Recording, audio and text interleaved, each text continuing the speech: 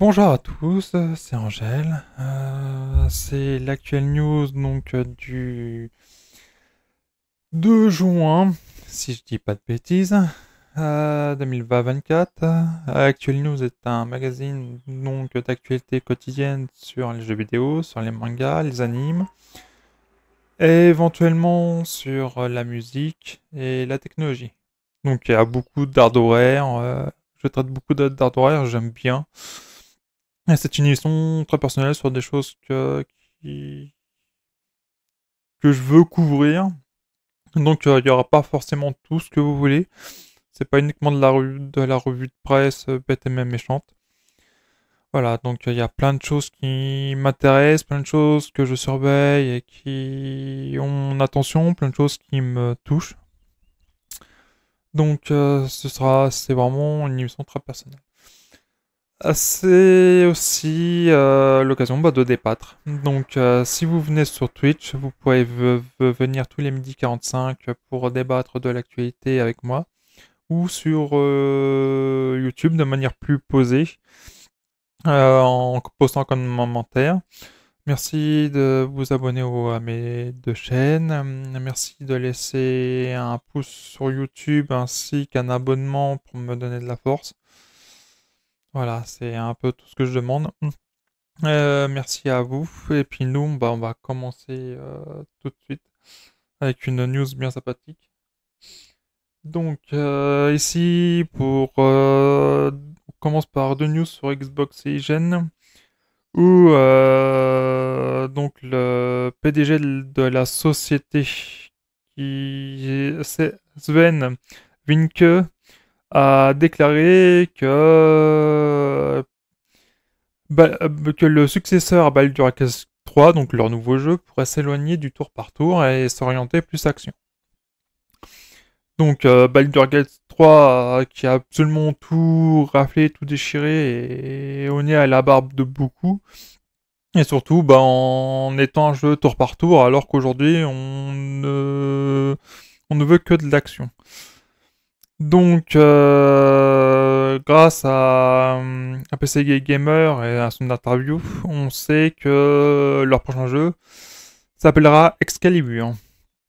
Donc là, on imagine que ce sera soit d'inspiration arthurienne et ça les légendes, soit carrément autre chose, quoi. J'imagine, du moins dans ce que j'ai lu. Donc, il déclare, notre PDG, pour être tout à fait honnête, nous essayons de comprendre de quoi il s'agit. Si quelqu'un chez l'Ariane vous dit c'est que le jeu va être, il ment. Ils ne savent pas parce que nous essayons tout un tas de choses. Nous avons des idées, nous sommes une entreprise itérative, nous itérons donc, nous essayons des choses, nous expérimentons. Ça me rappelle une phrase un peu de Tyrion, ça. Je bois donc je sais quelque chose comme ça. Je pense que vous l'avez deviné. Donc, donc à savoir qu'ils testent tellement de choses que même un développeur de chez Larian ne peut vous affirmer ce que ça va être. Ensuite, dans l'interview, il dit, par rapport au tour par tour et tout, euh, il dit que j'adore la stratégie au tour par tour, mais je n'ai pas peur de l'action. Donc il a pas peur non plus de passer du tour par tour comme on a connu jusqu'à à peu près Final Fantasy X, si ma mémoire est bonne. En 10 et 12. Je m'en souviens plus de l'épisode avec Tidus là. Je pense que c'est 10 ou 12, je m'en souviens plus. Mais non, c'est 10. Et à partir du 12, on a eu un semi tour par tour, mais avec espèce d'intelligence artificielle programmable. Je sais pas si vous vous souvenez de ça, où il y avait plus ce système de vraiment tour par tour, plus d'action. Donc, est-ce que par plus action, est-ce qu'ils vont plutôt miser sur ça? Et je me souviens aussi d'un autre jeu qui s'appelait Grandia. Et Grandia, c'était, je dirais, un peu le meilleur des deux mondes. Il y avait une partie où on choisissait ses compétences, les magies et tout. Et là, par contre, on avait une barre qui s'écoulait. Et c'était la barre d'action, et pour la faire baisser, soit vous faisiez une action qui permettait de faire soit baisser, soit réinitialiser aux ennemis, soit il y avait aussi la solution d'être bourrin et de pas en prendre de compte, et donc de jouer au tour par tour bêtement. Donc il y avait toute une stratégie comme ça. Qu'est-ce qu'ils vont choisir, le pur action, ou alors comment dirais-je, un mix. Et ensuite, enfin, du moins dans la transcription de l'interview, il y a marqué: il faudra attendre et voir. Nous essayons des choses. On ne veut pas continuer à faire la même chose. Donc l'Ariane qui veut absolument, c'est sûrement s'éloigner totalement de Baldur's Gate 3. Donc est-ce qu'ils vont s'éloigner jusqu'à l'univers? C'est-à-dire plus de Heroic Fantasy, mais un truc un peu plus moderne, ou alors avec des éléments très modernes. Allez, nous suivons toujours sur Xbox Hygiene, là on va faire un peu vite. Car, donc, sur cette vidéo, Call of Duty et surtout Bandai Namco, qui est le propriétaire de la licence Gundam, a officialisé la collab avec Black Ops, avec Call of Duty. Donc on aura trois mechas. Franchement, j'ai cru jusqu'au bout qu'ils allaient nous mettre plutôt les personnages issus de la série plutôt que les mechas. Pour moi, ça me paraissait plutôt mieux, plus cohérent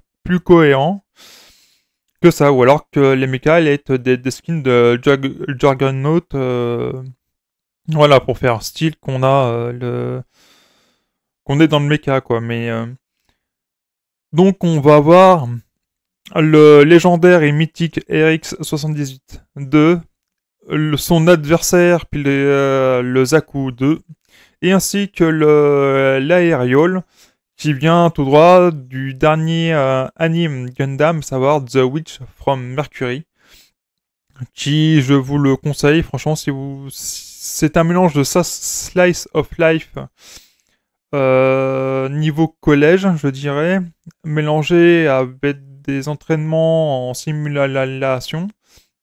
Donc c'est un peu les combats de l'anime, tout en ayant bien sûr une intrigue qui est sous-jacente. On la sent, mais il y a beaucoup de personnes qui n'ont pas aimé, qui auraient préféré que ce soit un peu plus rentre dedans. Je peux comprendre. Mais donc voilà, pour moi c'est un ouais.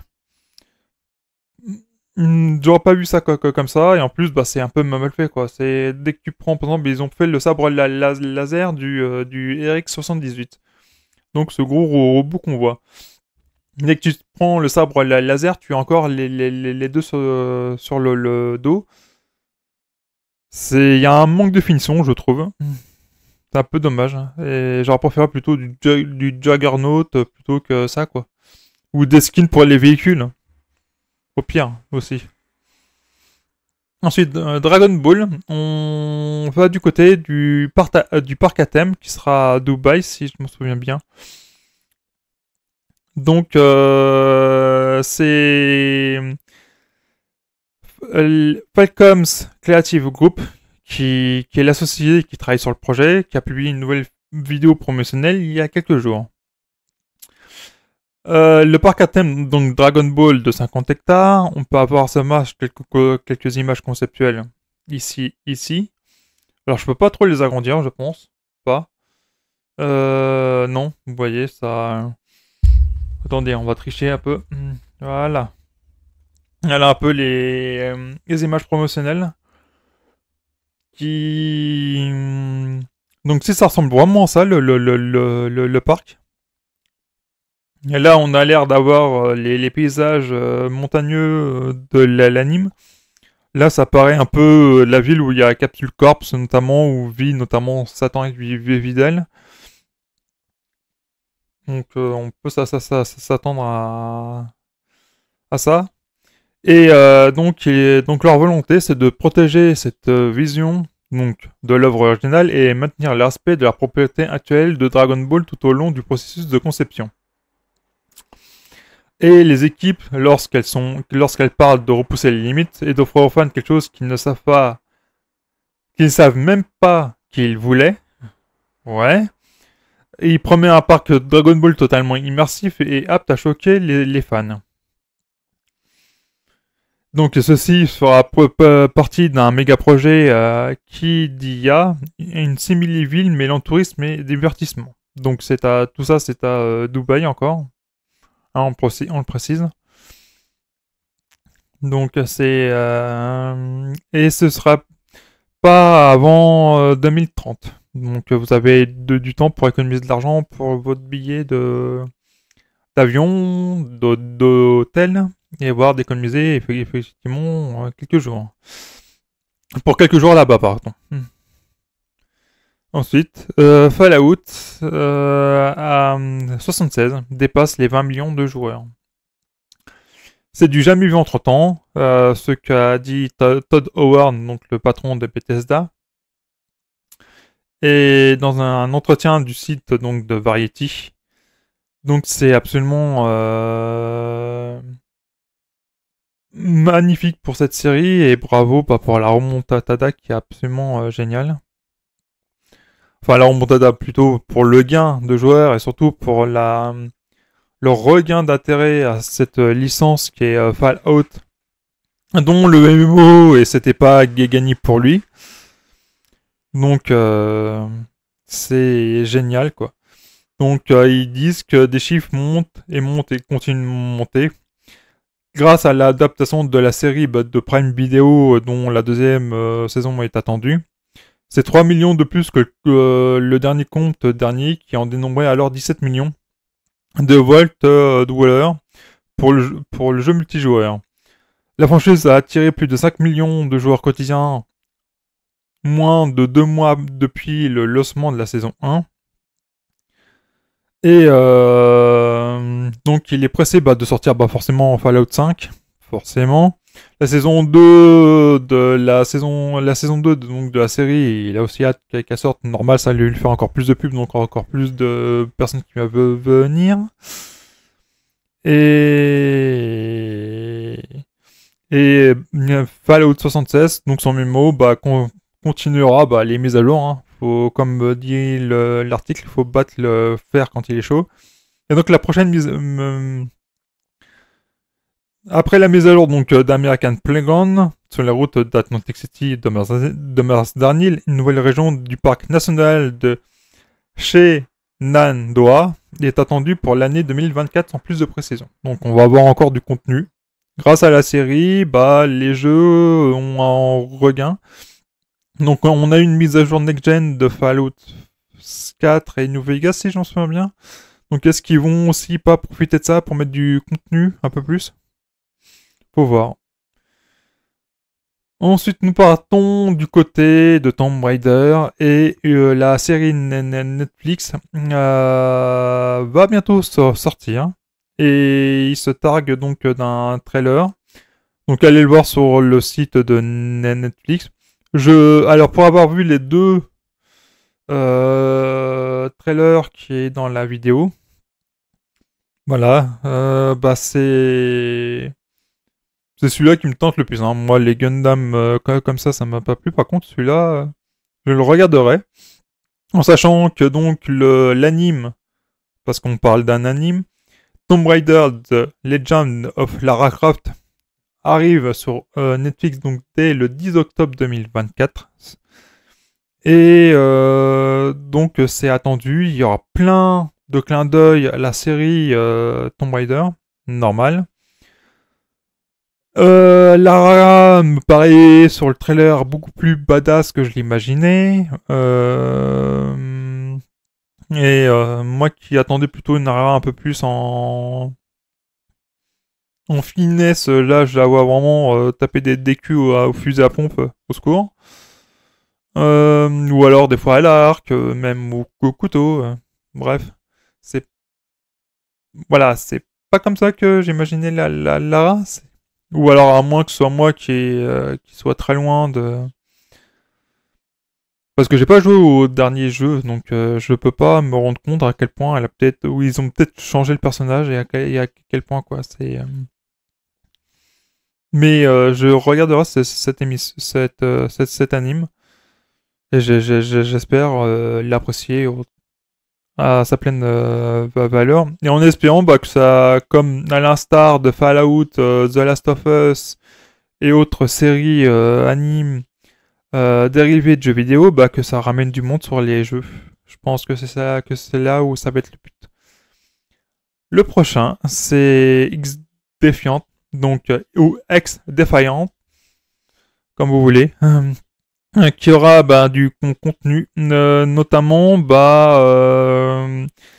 pour corriger un peu le matchmaking, le netcode et corriger certains abus, notamment bah, les gens qui s'accroupissent trop dans le jeu, qui sautent trop. Donc ils veulent donc dans le patch à venir, il y aura beaucoup de corrections de ces mécaniques un peu abusives. Et donc j'imagine qu'ils vont aussi rééquilibrer il vont y avoir un premier rééquilibrage des armes avec des nerfs et des buffs. Je pense qu'il va y avoir aussi pas que les armes mais aussi les opérateurs qui vont recevoir aussi leur lot d'amélioration et puis bah, de détérioration pour les équilibrer.